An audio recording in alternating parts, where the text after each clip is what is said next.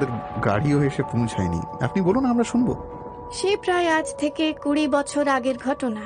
দিনটা ছিল 4ঠা অগ্রহায়ণ। সেদিন জমিদারের ছেলে নয়ন তার সুন্দরী স্ত্রী আর ছোট ছেলেকে নিয়ে 15 বছর পরে গ্রামে এসেছিল। চাকর বাকরদের মধ্যে তখন চরম ব্যস্ততা। সকলে কাঁধে করে বড় বড় থলি বাক্স নিয়ে চলেছে। সেই প্রথমবার কালামণির সঙ্গে নয়নের দেখা হলো। প্রথমবার বলতে যৌবন লাভের পরে প্রথমবার দেখা। কালামণি নদীর পাড়েই বসেছিল। না না খোকা, কাঁদে না, এই তো আমরা চলে এসেছি।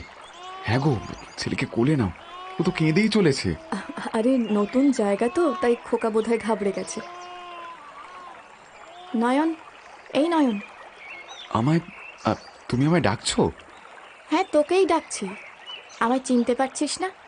আমি কালামণি। ও, তুই কালামণি? হ্যাঁ, তোকে চিনতে পারবো না তাই হয়? কতদিন পরে দেখা বলতো। ওই সেই গুরুমশাইয়ের পাঠশালায় আমরা একসাথে পড়তাম। কত বড় হয়ে গেছিস রে। হ্যাঁ, দিন তো কম পেরোলো না।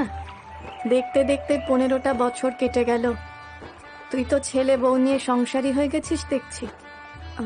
এই এটা কি হয়েছে গো? আরে কিছু হয়নি, ও আমার ছোটবেলার বান্ধবী। তুমি খোকাকে নিয়ে বাড়ি যাও, আমি ওর সাথে একটু কথা বলেই আসছি। সত্যি কালামণি, মাঝে কতগুলো বছর কেটে গেছে বল। তুই আজকে না ডাকলে আমি তো তোকে চিনতেই পারতাম না রে। তুই আমায় চিনতে পারিসনি, আর আমি তোকে ভুলতে পারিনি। তোর মনে আছে পারুলদের বাড়ির পেছনের বাগানে যখন আমি আর তুই খেলনাবাটি খেলতাম, তখন তুই আমাকে কি বলতিস? তুই বলতিস তুই আমার বর আর আমি তোর বউ। সেসব ছেলে মানুষের কথা তুই এখনো মনে রেখেছিস কালামণি? তখন তো আমরা ছোট ছিলাম।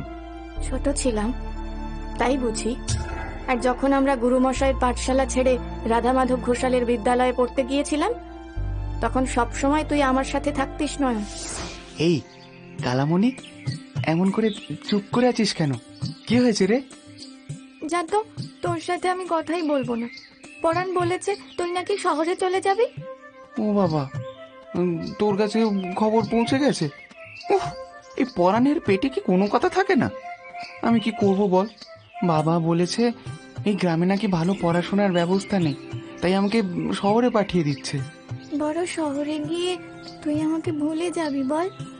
ওখানে তোর নতুন বন্ধু হবে। ধুর পাগলি, তোকে আমি কোনোদিন ভুলতে পারি? আমি পড়াশোনা করে ঠিক ফিরে আসবো কালামণি, আর এসে তোকেই বিয়ে করব, দেখবি। ধ্যাৎ,